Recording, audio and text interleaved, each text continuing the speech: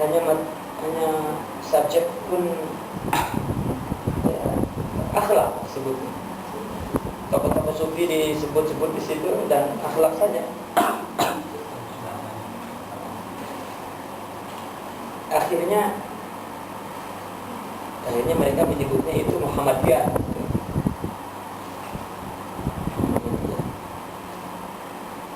Jadi ya Allah,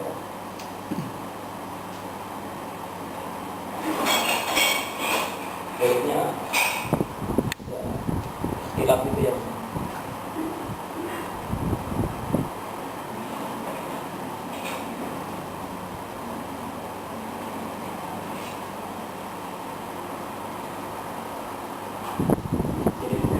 Pontianak banyak yang bisik-bisik minta tambahkan doa saya untuk menaklukkan jin.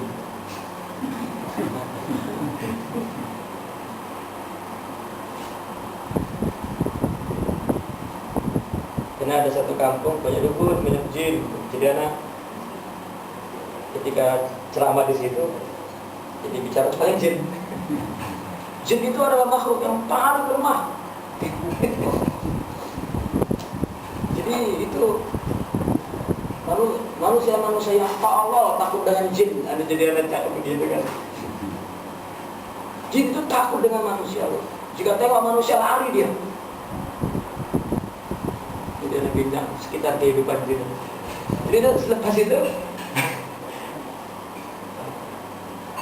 anak harus musik jin.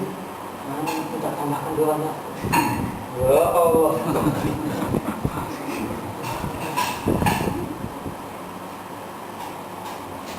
Kan banyak orang kerasukan jin karena sebabnya ada 5 hal. Ini. Maka caranya seperti ini. Rumah kosong masuk jin, hati orang kosong pun masuk jin. Maka jangan kosong adanya Allah. Karena sesuatu karena Allah itu punya zat, punya sifat-sifat tajalli. Jika kita merasakan itu semua maka kita ini makmur, subur dalam tubuh kita, maka jin tak akan masuk. Coba tengok kalau tempat kalau sudah ada api, sudah listrik terang, macam ini orang banyak, udah jin kabur. Bahkan yang jadi jin orang sudah jadi setan. Terus bandingkan artinya alam kecil dan alam besar dan alam kecil. Di mana setan masuk, di mana jin masuk, dan apa ruh alam ini dan apa ruh alam kecil ini terus kita. Jadi kenapa atas kampung itu banyak dukun, banyak jin. Jadi orang menekuni jin itu sama juga orang menekuni harta, menekuni yang bukan selain Allah, bukan Allah, tetapi juga Allah. Dibawa ke sana. Rupanya tetap aja orang salah paham. Dikira kita punya ilmu penakluk jin yang luar biasa. Wow. Mungkin banyak jin lagi nih.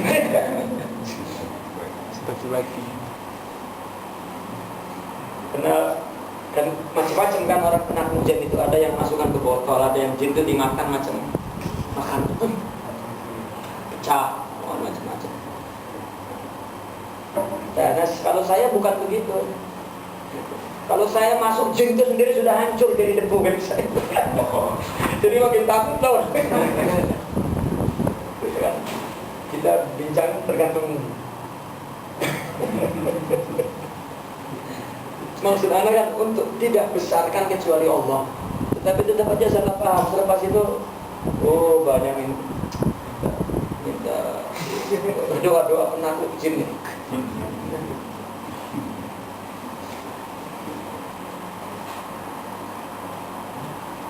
Karena Pontianak itu kan sejarahnya Habib Abdul Rahman dulu yang mendirikan Pontianak itu mengejar-ngejar kuntilanak kan Pontianak.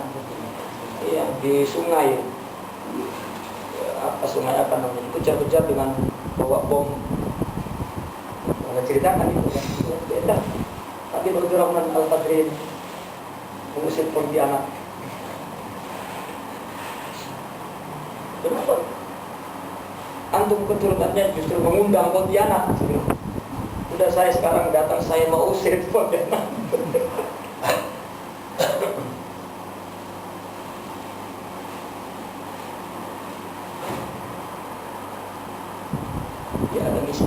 dipahami pendiri Istana Al-Qadir itu dipahami dengan dia seorang, ya sama lah dengan di Jawa juga sama.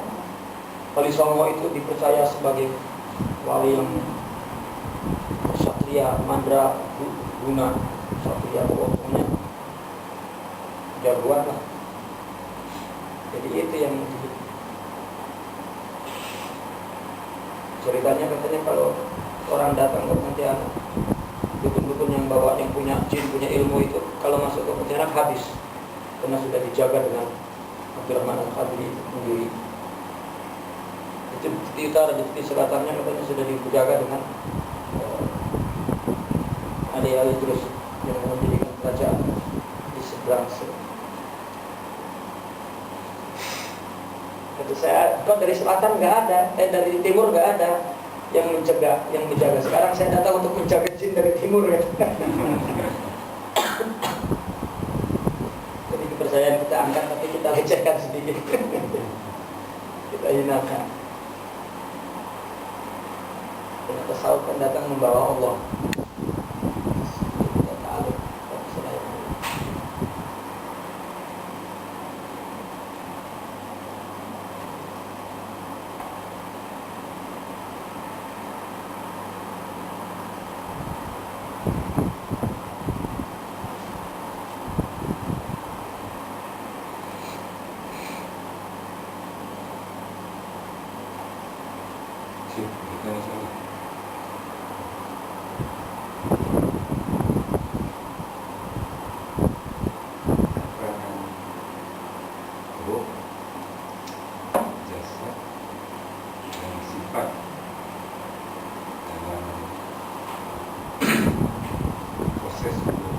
Keluar dari diri.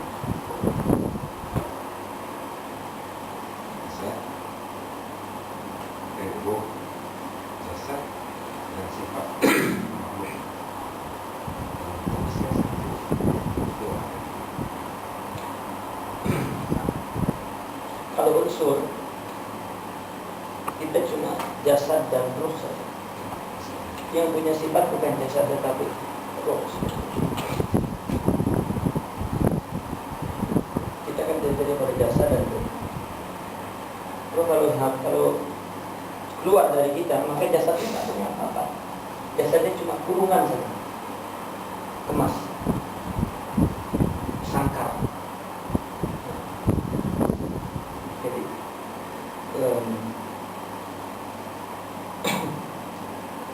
kita katakan yang punya sifat itu ruh. Ruh datang dari mana? Dari Allah. Wa nafakhtu fihi min ruh. Atau tiupkan kepada benda jasad ini dari rohku kita. Kalau kita katakan, ini kan logikanya, padahal bukan begitu, itu ruh Allah dari Allah. Cuma akal itu cuma menangkap ini manusia, ini macam boneka, kita ini macam boneka. Dia roh juga kita pun diubun-ubun, itu kan cuma logika saja. Coba kalau ada orang yang tertabrak hancur, kepalanya hilang, ubun-ubunnya mana? Dari mana roh keluar?